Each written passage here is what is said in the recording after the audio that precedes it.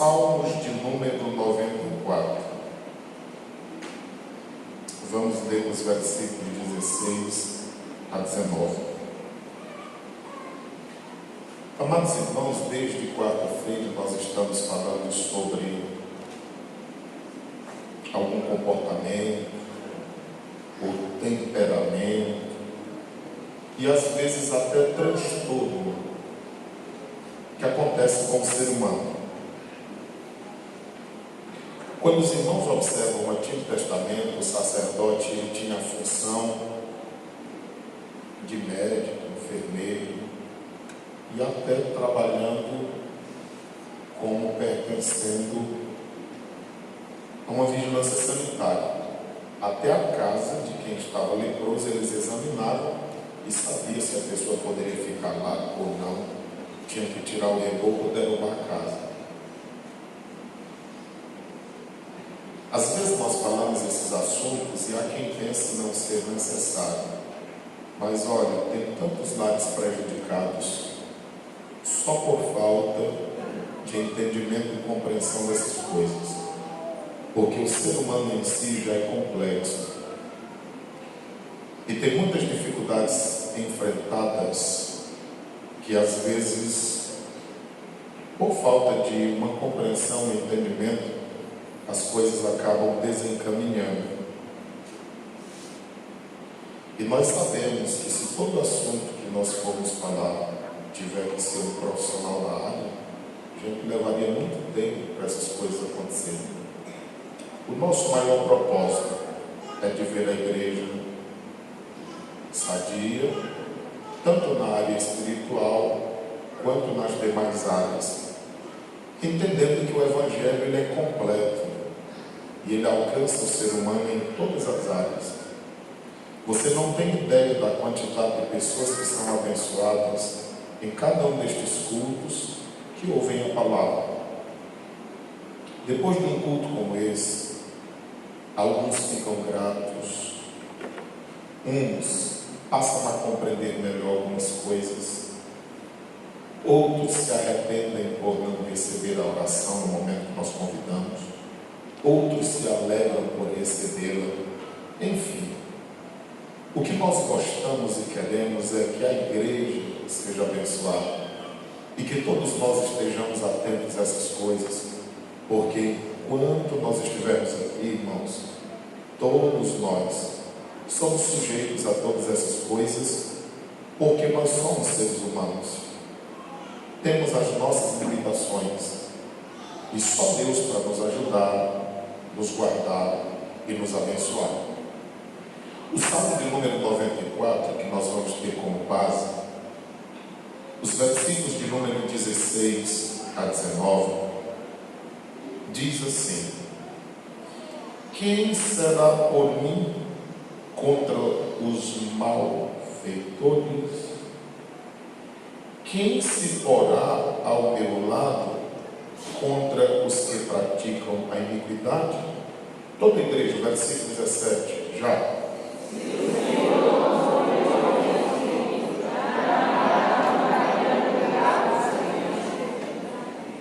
Quando eu disse, o meu pé vacila, a tua benignidade, Senhor, me susteve.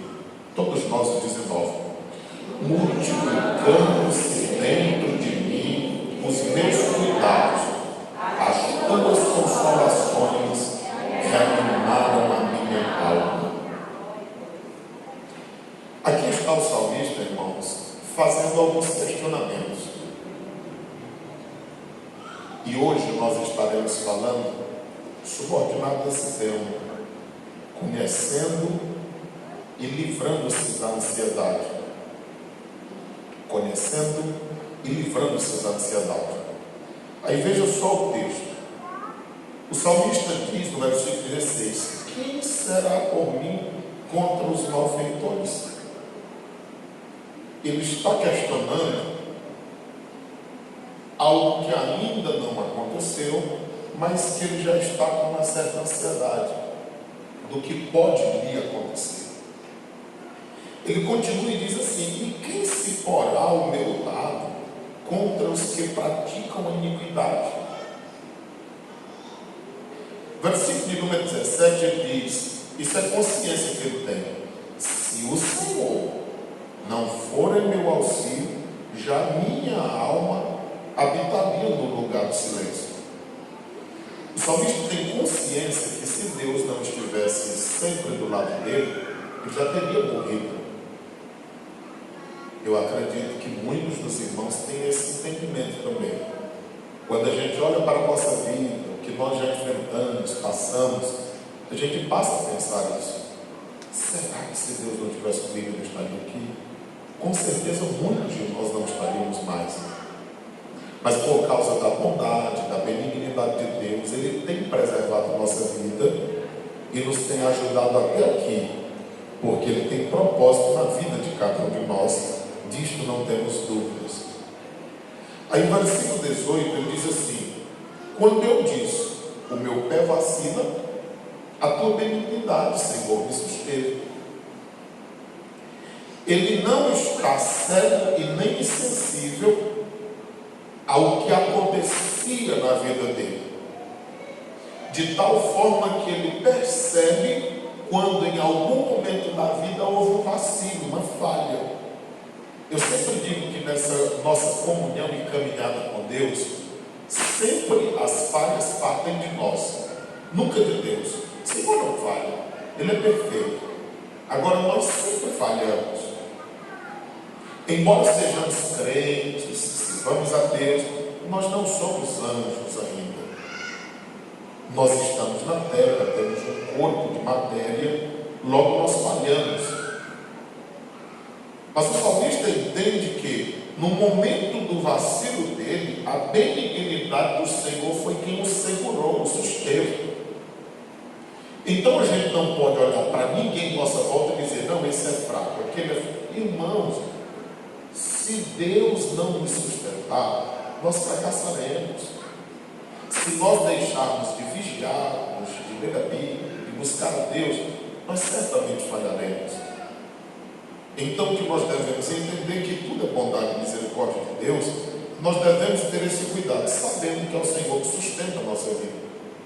Aí o versículo 19 ele diz assim: multiplicando-se aonde? Dentro de mim os meus cuidados, ou seja, os meus anseios, as minhas expectativas. Aí ele diz que essa multiplicação dentro dele, as consolações do Senhor reanimaram a alma dele. Ele estava ansioso a ponto de adoecer, e somente a consolação de Deus foi que trouxe ânimo à sua alma, porque ele já estava desanimado com tantos cuidados. Então, tendo esse texto como base, nós vemos que qualquer ser humano pode passar por essas dificuldades. E nós vamos falar, repetindo mais uma vez, subordinado a esse tema: conhecendo e livrando-se da ansiedade. Em primeiro lugar, o que é ansiedade? Irmãos, a ansiedade é algo que Deus colocou em cada ser humano. Você já pensou se nós não tivéssemos nenhum tipo de emoção com relação a tudo que está em nossa volta? A vida seria monótona e sem graça. Então é natural que cada um de nós tenhamos emoções, uns mais aguçadas, outros menos. Uns expressam mais, outros expressam menos. Mas todos nós temos sentimentos. E no que diz respeito à ansiedade, Deus colocou um pouquinho em cada um de nós. Qual é o problema? É deixar ela crescer e se avolumar e nós perdermos o controle. Porque aí passa de algo natural e bom para ser algo com dificuldade, gerando até doenças em nós mesmos. Então, ansiedade é basicamente isso, o sentimento que Deus coloca dentro de todos nós para colocar sabor na vida. Agora, quando não controlado, aí nós teremos muitos problemas. Segundo lugar, o que gera esse descontrole da ansiedade? O que gera? O que pode acontecer? Por que hoje nós vemos crianças ansiosas, adolescentes ansiosos, adultos ansiosos e também idosos? Por incrível que pareça, afeta todas as áreas. E nós temos falado sobre esses assuntos porque há muito tempo a gente não ouvia falar sobre isso. Quem já ouviu falar sobre essas coisas em igreja, em pregação? Nós temos até resistência quanto a isso. A gente quer espiritualizar tudo como se o ser humano fosse um negócio que só vivesse e trabalhasse no espiritual. E nem sempre é assim. Aí aquilo que é bom, a gente diz é de Deus. Aquilo que é ruim, a gente diz é do cão. E as coisas não funcionam assim. Nós precisamos entender que somos um ser humano. Assim como alguém adoece do coração, pode ter uma dificuldade na pressão, pode ter uma dificuldade nos rins, no estômago. Também existe essa área emocional, a área psicológica, que alguém também pode ter algum embate. E nós, como crentes, com a Bíblia Sagrada na mão, tendo um Deus soberano acima de todos nós, precisamos lidar com essas coisas, sabendo que Deus é a fonte, a cura para tudo isso. E prosseguimos na nossa vida espiritual. Então, o que pode gerar essa ansiedade? Em primeiro lugar, a genética, às vezes, produz isso. Às vezes há famílias em que as pessoas têm uma possibilidade maior de terem essa dificuldade. Por quê? Às vezes é até comportamentos que se vai aprendendo. Às vezes há uma vulnerabilidade e às vezes várias pessoas de uma família têm. Isso não é maldição hereditária, nós vimos há pouco que isso não existe biblicamente, nós não temos como comprovar isso. Nós vimos isso na escola bíblica dominical. Mas há famílias em que, às vezes, essa questão genética já ajuda. Eu digo que até o próprio comportamento. Irmãos, uma criança, quem é que ensina tudo? São os adultos. É a coisa mais normal, natural, a mãe deixar uma criança numa rede, ou sei lá, no berço ou na cama. Se deixar sem roupa, daqui a pouco ela vai chegar e está todo lambuzado. Ele já fez xixi, ele já defecou, e ele está lá todo sujo, ele pega, passa por o outro, ele não sabe de nada. Aí a mãe vai dizer, ele o quê? É por esse motivo que ele passa até hoje, porque ele não sabia de nada disso. Você vai ao médico, você tem algum problema no intestino, ele começa a fazer entrevista. Como é que está as suas fezes? Ela está assim ressequida, ela está mole, pastosa. A gente fica pensando, será que ele quer comer? Mas é porque dependendo da situação, ele vai dar um diagnóstico. Ele já sabe o rumo, por causa da prática de lidar com essas coisas. Mas às vezes a gente não tem esse entendimento. Então, geneticamente isso pode ser produzido. Segundo, o histórico familiar. Como é que vive as famílias nos lares? O que os filhos presenciam dentro do carro? Como é que o marido trata a esposa? Como é que a esposa trata o marido? Como é que o casal trata os filhos? Eu estou dizendo que a ansiedade tem alcançado todas as faixas etárias de idade. Quando nós olhamos para isso, nós vemos ainda que, em terceiro lugar, eventos traumáticos. Às vezes as pessoas tiveram experiências, ou seja, na infância ou adolescência, experiências que geraram traumas, não foram resolvidos e eles continuam. A maioria das pessoas que nós conhecemos ansiosas hoje na idade adulta, quando nós sentamos para conversar, aí diz, não, aconteceu uma coisa quando era criança. Quem foi que soube disso? Ah, não podia contar para meu pai, porque podia contar para minha mãe também, porque... Outras dizem assim, não, eu até conversei com o papai e mamãe, eles não acreditaram. Eles não acreditaram em mim, é uma criança. Irmãos, eu não estou dizendo para tudo que uma criança lhe disser, você ouvir e já ir atrás. Mas ouça com atenção e observe, abra os olhos. Porque nós temos muitas pessoas prejudicadas. Eu já disse aqui em outras oportunidades. Se você vir uma criança rejeitar, os irmãos já viram aqui, eu não gosto de ninguém caminhando na hora do culto, se não for algo muito necessário para fazer. Os irmãos sabem que eu sou chato com crianças se locomovendo, gritando, não gosto disso. Reclamo. Agora, quando termina o culto, a quantidade de crianças que não vêm aqui nos abraçar, abraçam e vão embora.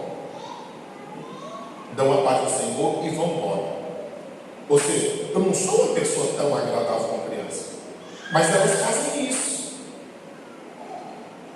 O que eu estou lhe dizendo é que se uma criança não quer abraçar, não quer pedir a bênção, não quer aproximar, respeite isso. Procure saber o porquê. Leve com educação, orientando da forma certa, mas observe essas coisas. Porque eles podem estar dando sinais e a gente não perceber. Hoje nós vemos pessoas adultas com dificuldade no casamento, porque quando eram crianças ainda, abraçados pelo tio ou pela tia, abraçados. Mas o adulto tinha uma ideia má quando abraçava a criança. Às vezes pregando nos seus órgãos, às vezes pegando onde não deveria, e aquilo gerou traumas. E aí o pai, com aquela ideia de educador, de moralista, fala, peça bem pro seu tio, fale com ele. Mas ele ia contra a sua vontade. E até hoje essas pessoas têm dificuldade de se relacionar com a idade adulta. O que acontece? O marido casa, não tem esse entendimento. E aí ele começa a pressionar. E é só a pessoa adoecendo cada vez mais. Isso também acontece com homens.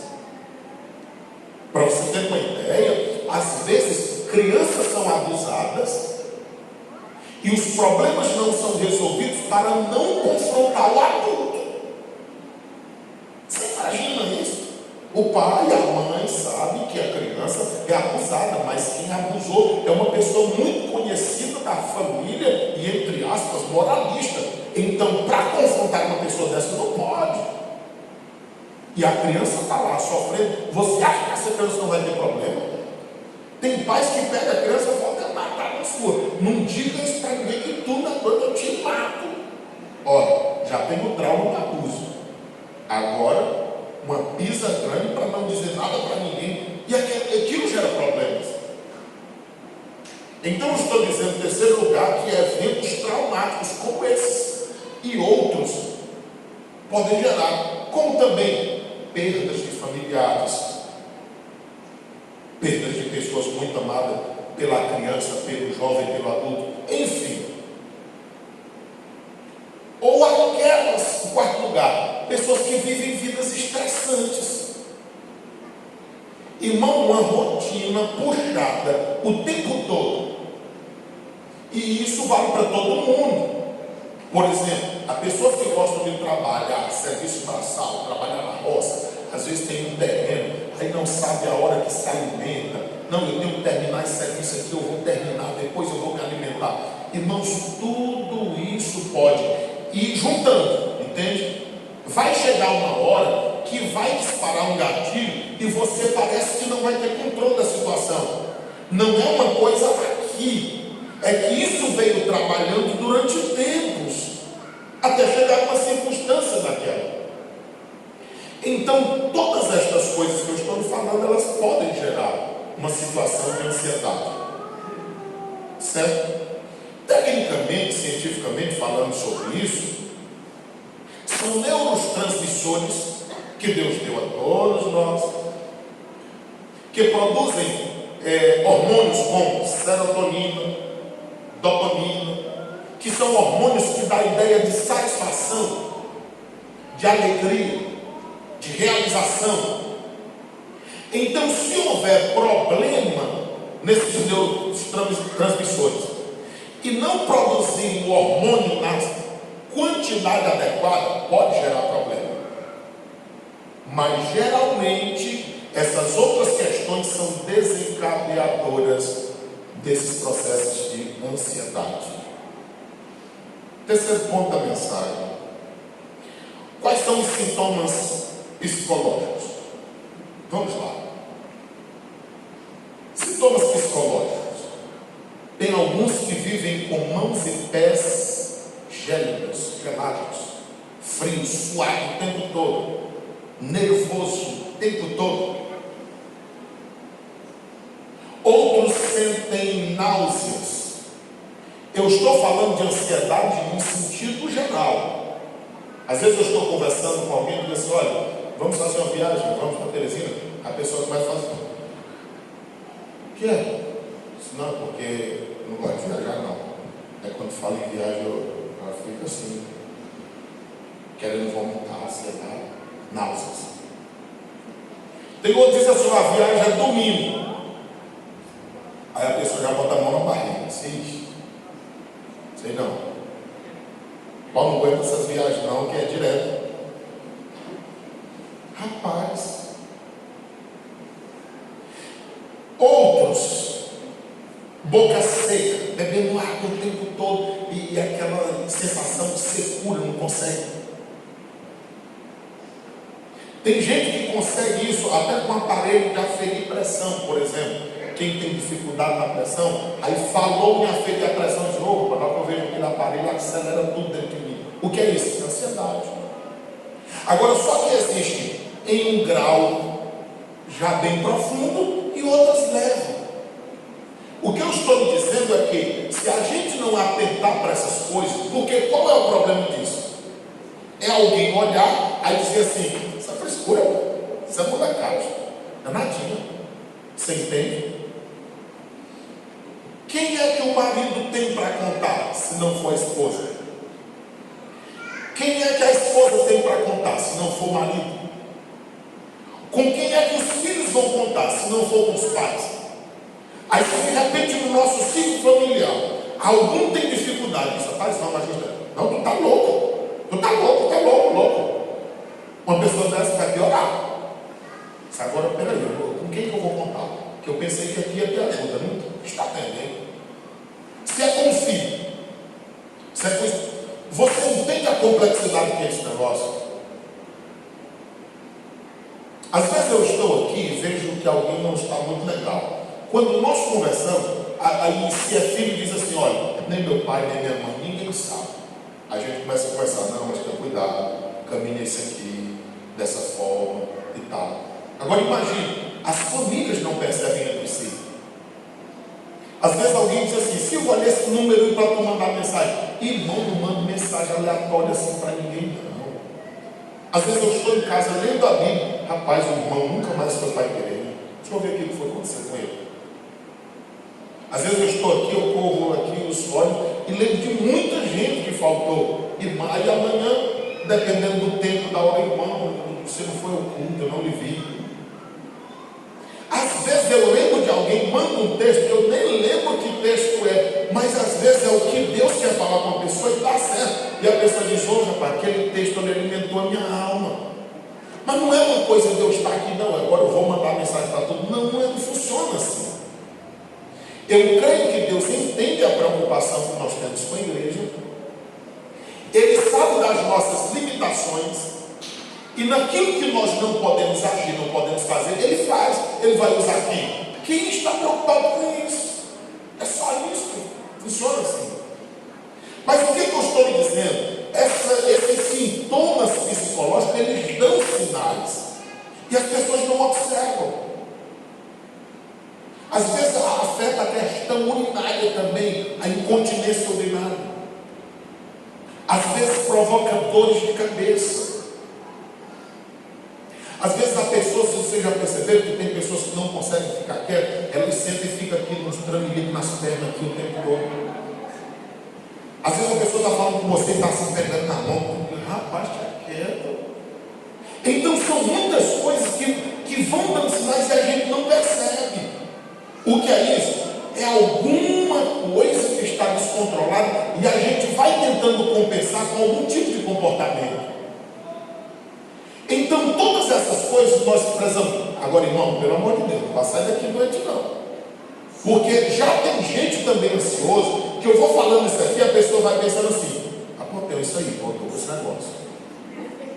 Aí eu também tenho isso aí, eu estou com esse negócio. Moço, quando ele sai daqui, ele fala: me dá a cadeira de roda aí. O que eu estou me falando é para você ter atenção, observar. O irmão aqui disse que teve 2 carros para ele. Então, eu digo assim para você observar: não, deixa eu ver isso aqui se está fora do controle. Deixa eu contar uma coisa que aconteceu comigo. Quando eu cheguei aqui, a Isabel disse assim: ei pai, era tão bom se a gente tivesse um dia para nós. Rapaz, aquilo me cortou meu coração. Porque, de fato, segunda a gente está aqui com os irmãos, terça nas congregações, quarta aqui, quinta nas congregações, sexta eu estou no círculo de oração com as irmãs. Aí sábado, nesse sábado agora tem inauguração da loja, reunião de manhã, da tarde.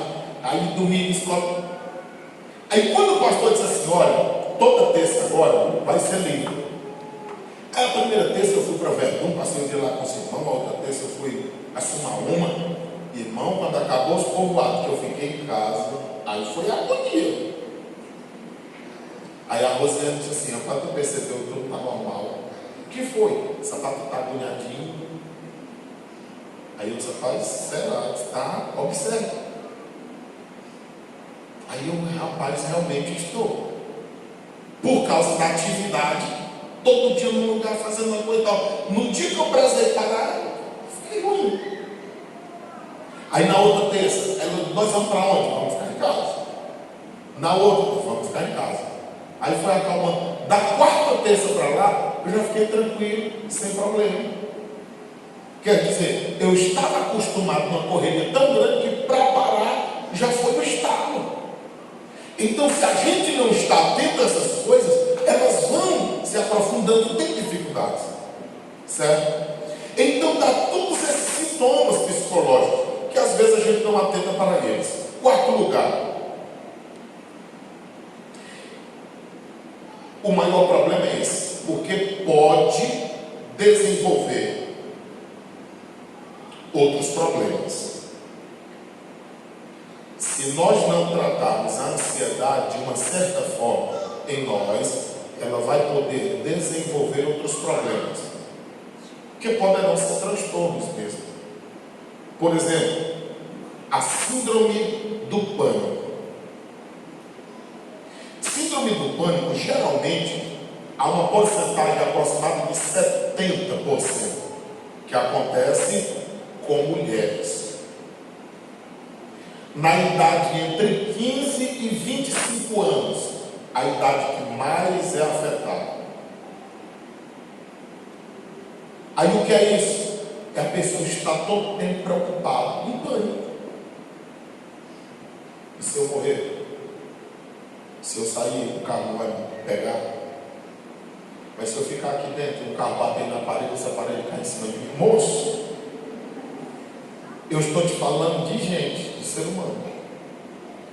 A pessoa consegue acreditar em coisas impossíveis, tudo negativo. A pessoa não consegue acreditar naquilo que é positivo, naquilo que vai fazer bem, e uma bola de neve vai crescendo, vai aumentando. Então são coisas que nós devemos ter cuidado. Essas crises, elas demoram mais ou menos 20 a 30 minutos. Eu sempre, as pessoas que conversam comigo, eu sempre digo assim: olha, quando vier, tenha calma, respire fundo. E o que dizer com aqueles que faltam fôlego? Não. Teve um irmão aqui que ele olhava e ficava olhando em volta. Ele disse: não, eu vou morrer. Aí ele via uma folha se movendo na árvore. Ele corria para perto e ficava lá, porque a folha estava movendo. Ele disse: aqui tem vento. Ele ficava. Aí quem olha, o que vai dizer? Irmãos, mas é um ser humano. Isso pode acontecer com você, pode acontecer comigo. A gente precisa compreender e tentar tratar essas coisas, porque isso gera problema na família. Você já imaginou isso um dia, 2, um ano? Às vezes quem está em volta vai perdendo a paciência. E em todos esses problemas que nós temos tratado desde quarta, um dos maiores amparos quem é? A família, se compreender. Senão poderá piorar o processo. Teve uma irmã que me disse assim: pastor, é direto um ventilador bem aqui. Eu digo: irmão, ou é bom demais, porque o calor que eu amo. Não, pastor, não brinque não, porque o negócio é sério. Ó, está começando a soprar. Eu olho nadinho. Mas a questão nervosa dela dizia que tinha um ventilador direto. E disse que lá o vento era frio demais. Soprando aqui do pano de costela dela. Digo: meu Deus. Aí a gente vai observando, vai conversando, vai vendo, mas tudo isso são coisas que podem ser desenvolvidas. Aí eu digo: se controle, tente ficar tranquilo, respire fundo, encha o pulmão de ar umas 10 vezes, depois joga tudo fora, novamente. Isso vai oxigenar o cérebro, vai lhe dar uma ideia de tranquilidade. Daqui a pouco vai passar e você vai ficar tranquilo. Mas essas crises, elas vêm e as pessoas têm dificuldade. Depois, a diferença dessa síndrome do pânico com a ansiedade é porque a ansiedade geralmente tem alguma coisa que provoca. Ao tempo que a síndrome do pânico ela é espontânea, não precisa de nada. A ansiedade, você começa a se preocupar. Não, depois da manhã eu tenho que viajar. Então o pastor disse que eu vou cantar no culto de sexta-feira. Você entende? Aí se desencadeia o processo de ansiedade. Mas já a síndrome do pânico é de nada. Você está aqui de repente, oh meu Deus, lá vem. Lá vem o quê? Os sentimentos internos. Aí a pessoa começa a sentir todo esse negócio que é parecido com ansiedade.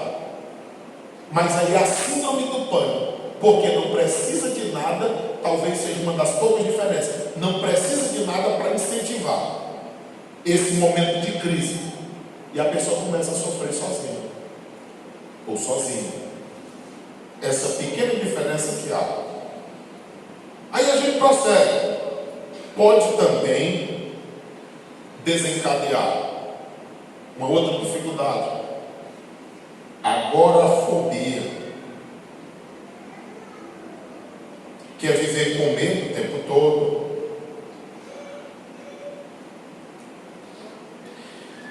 Que é um processo de ansiedade constante. É uma fobia, um medo da tensão, de novas manifestações. Espera aí, a passada foi assim, como é que vai ser a próxima? Aí fica todo tempo naquele frenesi, como que a pessoa não teve controle e esteja todo tempo esperando uma coisa pior acontecer.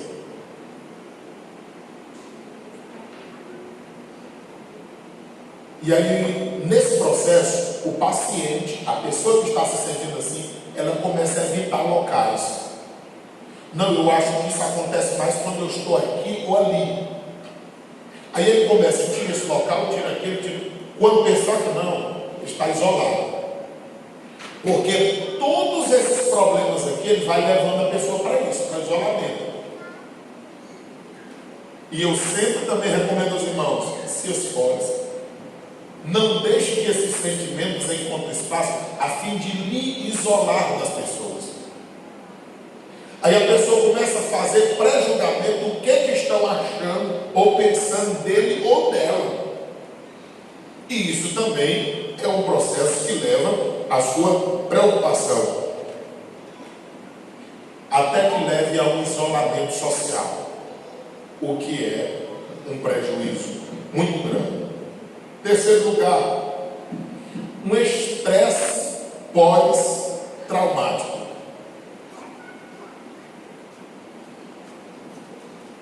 Uma jovem perdeu o pai em um acidente e a mãe andava junto. A jovem ficou no estresse pós-traumático. Foi uma irmã lá, olhou para a menina e disse: "Vi, está cheio de demônio." Aí pronto, A mãe da menina começou a chorar para o outro, a avó para o outro, e a menina lá toda estranha. Aí conversaram comigo, eu fui lá, como é o nome? Deram o nome, conversei com ela. Ela, oi pastor, tal, tranquilo. O que tem afetado, minha irmã? Aí ela contou a história. O pai havia morrido, a mãe estava junto e tal. O que a mente diz? Filha, sexo feminino geralmente se apega mais ao pai. Aí a mente diz, por que andam os dois juntos e morre o pai? Que eu amo mais do que a mãe e fica a mãe. Será que ela não é culpada do pai ter morrido?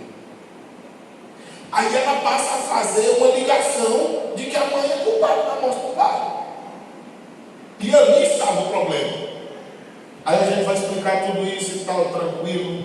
Vieram os dias para a igreja, resolver o problema, perna para quem a gente quer. Deixa eu dizer uma coisa.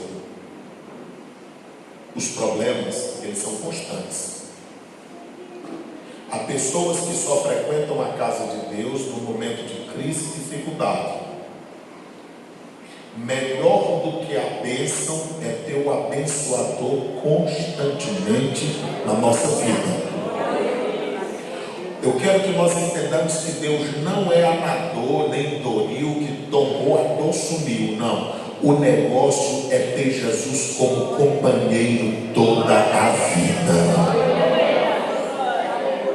Porque se não for esse problema, vai ser aquele, se não for aquele, vai surgir outro. Mas quem tem Jesus, o Senhor dos exércitos está conosco, e o Deus de Jacó é o nosso refúgio. Mas tem gente que passou por tanta dificuldade e não teve essas coisas. Irmãos, é estrutura. Tem pessoas que têm uma estrutura, tem outros que não têm. E não somos nós que vamos medir isso ou criticar. Não, o objetivo é ajudar as pessoas, aconselhar, orientar da mesma forma, a fim de que as pessoas entendam. Agora, pode desencadear esse tipo de problema. Outro, toque. Tudo isso é uma construção. Estou te falando de um penhasco que alguém está descendo, abismo abaixo. Se a gente não cuida no primeiro momento, quando pensa que não, toque. Transtorno obsessivo, compulsivo. Esses problemas são tão sérios. Por exemplo, eu tenho um amigo que ele desenvolveu essas coisas. Ele chorava como uma criança. Ele disse, Silvio, meu filho, minha filha, não pode nem me beijar. Quando o menino beijava ele, a mente dizia assim, e se tiver ficado saliva, esse menino estiver doente, no teu rosto, bem pertinho da boca, do nariz, tu vai já adoecer. Pronto. Era a criança beijá-lo, aí a mulher tinha que lavar o banheiro todo, ele entrava para banhar. Se ele fosse saindo, o pé escorregasse no chinelo, pisasse no chão, ele voltava de novo para banhar. Irmão, é coisa triste. Aí quando ele saía do banho, a mulher vai lá, ela lavava o banheiro todinho, que tinha lavado para ele poder entrar. Agora ele terminou, foi só ele ter que lavar todinho para deixar lavado. Daqui a pouco ele sentia vontade, porque essa questão é descontrole com relação à limpeza, com relação à organização. A pessoa bota lá tudo do jeitinho aqui, ó, um papel em cima do outro, a caneta do lado. Aí ele vai dentro e quando ele volta, quem foi que mexeu na caneta? Eu deixei ela assim, ela está assim. Aí ele ajeita tudo de novo. Já tenha cuidado. Então, são processos que vão acontecendo. Por que eu estou falando sobre isso? Você já pensou uma mulher casada para se relacionar com um homem com esse tipo de dificuldade? Aquela esposa daquele meu colega, ela disse, pastor, eu estou para me aguentar, pastor, eu trabalho demais. Ele andava com um vidro de álcool no bolso. A única pessoa que ele abraçava e pegava na mão era eu. Porque a gente cresceu praticamente juntos, e aí ele tinha essa ideia da gente ser crente e tal, e achava que estava imune a essas coisas. Mas qualquer outra pessoa que chegasse a parte, ele cruzava logo o braço. Aí eu chamo ele, rapaz, bora dar uma volta, vou pregar por lá, vamos, me leva. Aí ele fechava o vidro do carro dele, a esposa botava o dinheiro no porta-luva, a chave reserva no porta-luva, Quando chegava no posto de combustível, eu digo, olha, o cara está te chamando. Rapaz, deixa ele ir lá em casa. Porque o cara tinha que vir aqui do meu lado. Porque o dinheiro estava lá no combustível, a chave de reserva, porque ele não podia pegar na mesma chave que o frentista ia pegar. E nem pegar no dinheiro e repassar. Você entende a dificuldade dele? Eu estou lhe falando de problema que acontece com gente. E quantos casamentos não são desfeitos e outros estão em dificuldades por causa dessas coisas e alguém não compreende, pastor, eu não compreendo isso. Você tem que compreender, porque isso acontece com gente. Aí eu tenho dito assim, irmãos, esse negócio de casamento é sério, nós devemos ter o cuidado para pelo menos procurar conhecer gente, porque do caso contrário a gente aumenta os nossos problemas. E aí tem as fobias, que naturalmente pode também ser gerado, que é o medo irracional de diferentes coisas. Por exemplo, estar em lugar fechado, entrar em elevador, medo de andar de avião, verdade? As pessoas têm medo de coisa, que é isso, fobia. Tem gente que nem quer nem sonhar em entrar numa piscina, acha que já vai morrer, vai afogar, coisa parecida. Você viu aí, o primeiro ponto, o que é, o segundo, o que pode gerar, o terceiro, os sintomas psicológicos, o quarto, pode desencadear os problemas, aí a síndrome do pânico, agorafobia, estresse pós-traumático, toque e outros tipos de fobias. Como sempre, e agora? Primeira coisa, o bom é que isso tem tratamento. O bom é que isso tem tratamento. E como é que pode ser? Pode ser através de terapias ou, dependendo da situação, o medicamento. Terapias ou através de medicamentos. Sim. Ele se aproveita. Ele se aproveita assim. Alguém, o irmão pergunta, isso é ação do inimigo? Algumas situações, elas são desenvolvidas por causa de pecado. Algumas situações.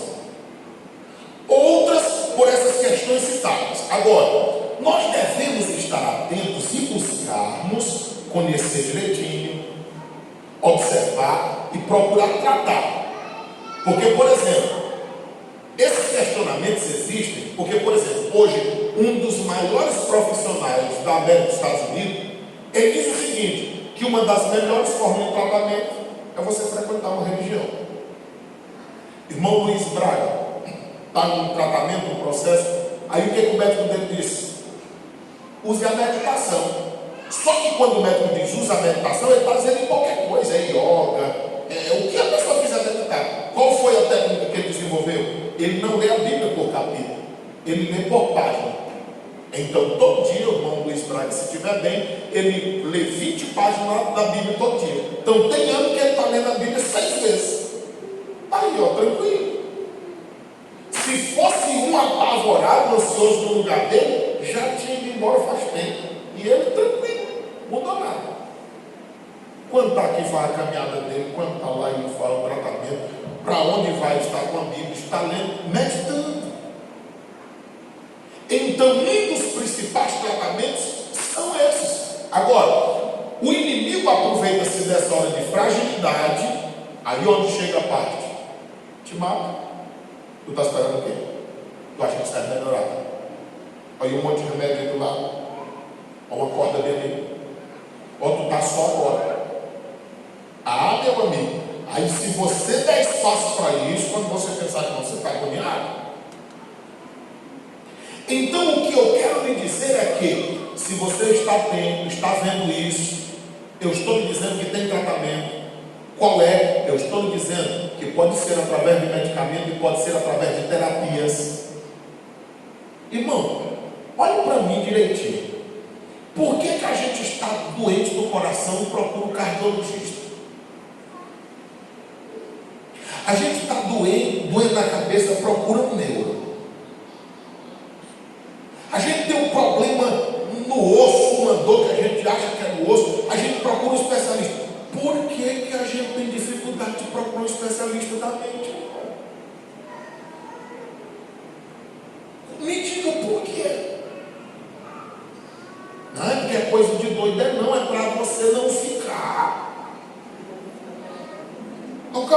logo. Olha, o que o medicamento vai fazer? Ele vai te dar uma situação de relaxamento. Às vezes descanso. Você não viu na vida de Elias? Elias estava lá. Senhor, me mata, eu quero morrer logo. Eu sou melhor que os meus pais. O que foi que Deus fez? Como? Bebe. Dormiu. Acordou novo. Como? Bebe. Dormiu. Irmãos, até uma alimentação equilibrada na hora certa. Uma atividade física melhor. O irmão me disse assim: rapaz, eu não durmo, não sei o que, eu estou ligado 24 horas. Disse: rapaz, pô, bora bem ali. Aonde? Bora bem ali. Aí eu arrochei caminhando daqui para frente aí. Estava chegando no centro do Pedão, disse: rapaz, meus pés estão muito cheios de carro, vou voltar. Bora voltar. Aí eu passei e deixei ele lá na casa dele, a mulher disse assim: rapaz, o cara está dormindo aqui dentro do banheiro. Os caras não fazem nada, como é que ele tem sono? Você está entendendo? Aí a pessoa está sentada aqui, dá um cochilo, está sentada. Quando chega de noite, o cara não tem sono, cochilo aqui, cochilo ali. Agora eu quero é ver o cara trabalhando, ele não tem sono. Então tem coisas, irmão, que a gente cria, pelo amor de Deus. Aí quando a gente olha para todas essas coisas, a gente vai ver, tem tratamento. Você sabe qual é um dos problemas desse negócio aqui? Tem pessoas que levam 8 a 10 anos para procurar uma ajuda médica. Ele está sofrendo, ele está descendo. Com 8, 10 anos ele procura uma ajuda. Aí ele: não, vou tomar isso aqui não, ok. Aqui está dizendo que o cara sente isso, sente aquilo. Aí pronto. Aí não toma não. O medicamento, ele pode causar dependência? Claro que sim. Mas você está em um tratamento de 20 dias, 30 dias, sei lá, conforme o que for passado. E você, com a ajuda de Deus, medicamento, seguindo as regras, você vai melhorar, você vai ficar bem. Quinto lugar, como regularizar esse negócio? Observe que eu usei a palavra regularizar, porque a ansiedade não será tirada. É bom um pouquinho para colocar sabor na vida. Você já pensou se eu dissesse aqui: vem aqui, irmão, lê aqui a Bíblia e orar? Você não sentisse nada? Ah, eu vou lá, a coisa mais normal do mundo. Quero é ver, moço. O cara olha para mim, a igreja balança assim, as pernas ficam mole, a confusão. Isso é bom. Agora só que a gente não pode deixar esse negócio dominar a gente. Aí, sério, letra A, quinto. O acompanhamento de um profissional é necessário, seja do psicólogo. Aí ele vai conversar com você, ele vai diagnosticar, ele pode te passar para um psiquiatra ou não, porque o negócio do medicamento é com o psiquiatra. O psicólogo ele só vai lhe ouvir, e a maioria deles, aqui e fora daqui, eles olham, escutam a conversa e dizem: olha, vai para a igreja. Um dia desse eu estava na reunião de Pedreiras e o psiquiatra lá nos viu e disse assim: tu trabalha lá em Esperantinópolis? Sério. Aí ele disse o restante da história. Ele disse: papai, manda muita gente lá na tua igreja. Já pode mandar. Ele disse: o povo anda muito atribulado. Eu disse: anda. Irmão, coloque isso na sua cabeça. Tanto faz você se preocupar, como não. Os problemas nem diminuem e nem acabam. Irmão, coloca tudo na mão de Deus. Pastor, é que eu não consigo. Eu estou pensando aqui no problema de amanhã. Eu vou passar a noite acordado. Sim, aí tu passa a noite acordado. Amanhã, quando amanhecer o dia, o problema está resolvido? Não. E tu ainda está fraco, aumentou. Porque tu está fraco para resolver. Nem dormiu. Irmão, coloca tudo na mão de Deus. E vai pedir a graça dele. Quando nós olhamos para isso, letra B, sessão de psicoterapia. O que é isso? É o médico falando contigo, tu conversando a tua história e ele alinhando, ele procurando descobrir o problema, dizendo assim: ó, te alimenta nesse horário, faz atividade física nesse horário. Aí vai te orientando, vai te dando psicoterapia, vai te dando rumo de como essas coisas melhoram. Terceiro, atividade física, que é necessária, irmão. E uma atividade física, ela te deixa cansado. para tu ter sombra. Ela melhora a circulação, evita problemas cardíacos, ajuda no processo até de você melhorar a mente. Eu vou caminhando aí, às vezes a pessoa passa a buzina, grita, eu nem vejo, que eu estou com a mente longe. Eu vou caminhando e pensando. Às vezes até em mensagem mesmo. Ligando um texto com o outro e tal, o que eu vou pregar tal dia e tal. Assim. Então isso é bom demais. Tem quem consiga um colega ou uma colega e conversa, fala um assunto. Fala do outro. Embora os especialistas dizem que não é bom você conversar porque cansa rápido e a boca está aberta, fica seca e tal, não sei o quê. Bem, mas a gente acha bom, não? A caminhada é um negócio tão bom que depois de você acostumar no dia, você não vai, mas você fica doente, assim, enferrugado, sei lá. É bom, rapaz. Mas deixa essa preguiça infeliz e cai na estrada aí. Contato com a natureza. De vez em quando é bom a pessoa ir. Irmão, está tudo na Bíblia. Deuteronômio 20, 19 diz assim: quando tu chegar numa cidade que ela for sitiada, não arranca as árvores tudo não, porque tu te alimenta do fruto dela e ela vai fazer bem para ti mesmo. Rapaz, está tudo na Bíblia. Então, esse contato com a natureza, isso é bom. Depois, desenvolva um hábito de gratidão e de oração.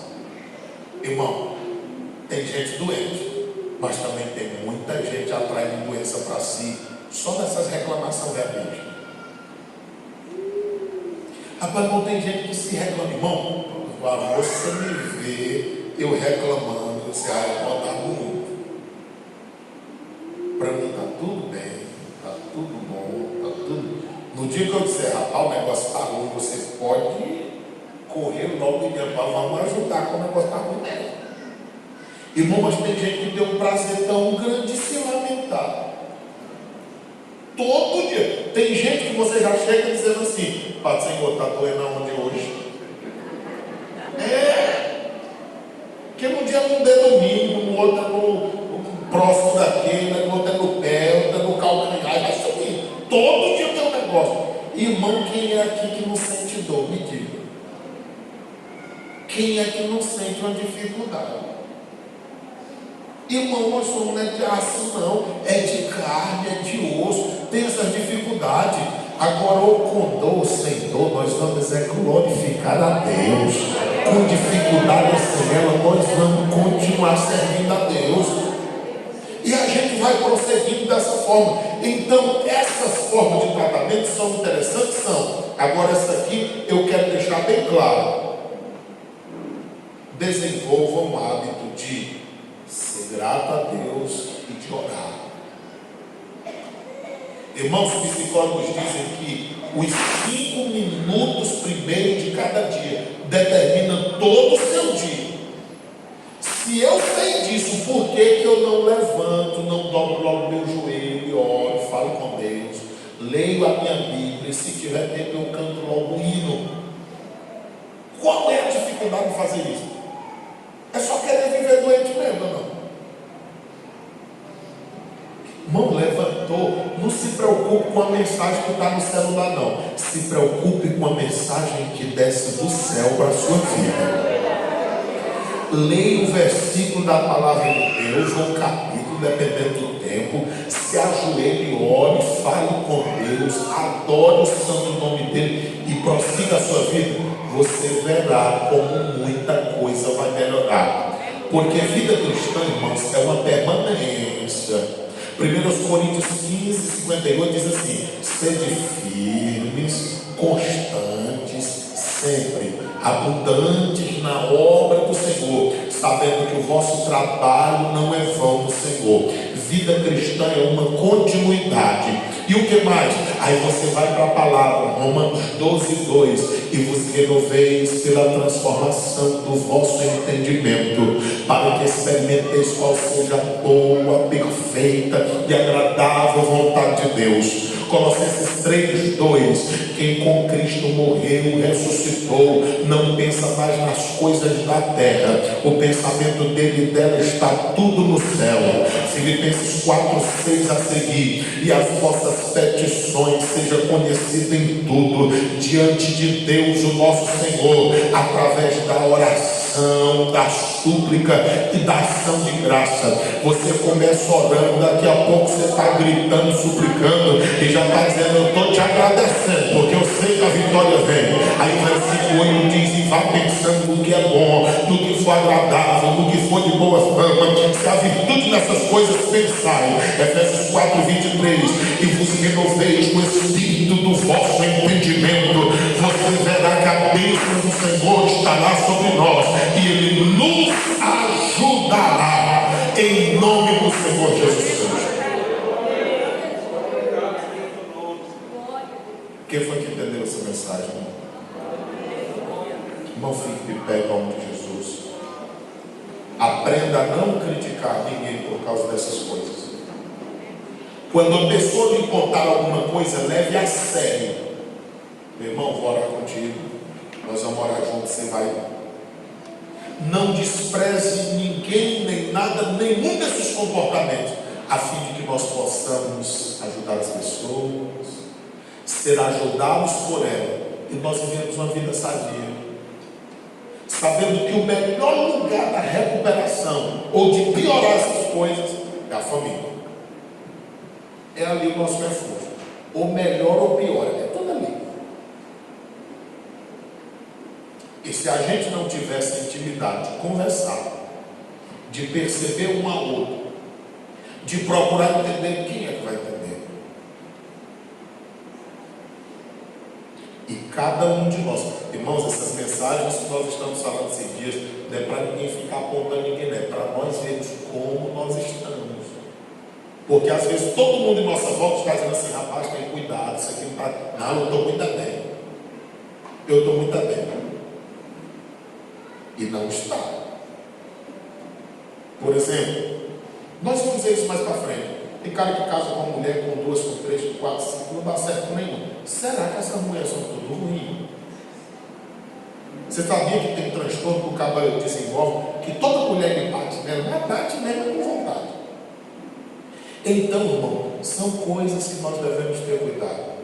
Mas eu acredito que o Senhor está falando conosco, está nos tratando, e Ele continuará ainda a abençoar a vida de todos aqueles que quiserem ouvir e obedecer a sua palavra. Curva a sua cabeça. Tem alguém para ser crente nessa noite que não é crente, mas deseja entregar a vida a Cristo? Todos servem ao Senhor. Curva a sua cabeça. Pai eterno, eu te louvo pela tua palavra, e o Senhor sabe que o nosso propósito é que todos nós cresçamos juntos na tua presença e para o teu louvor.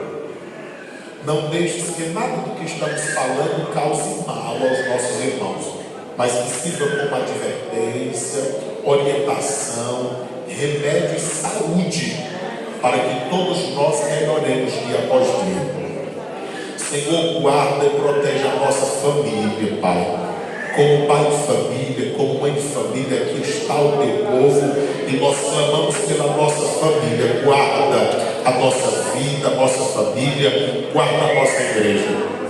Abençoa todos os que vieram aqui esta noite. Se há alguém afetado por alguns tipos desses problemas, transtornos, ansiedade, alguma coisa, em nome de Jesus, dá vitória ao teu filho e à tua filha, e conduz, meu Deus, a momentos de paz, de alegria, felicidade, para o teu louvor e para a tua glória. Leva-nos aos nossos lares em paz, livra-nos de toda espécie de males, e nos dá vitória em tudo, para o louvor e a glória do teu santo, bendito e eterno nome.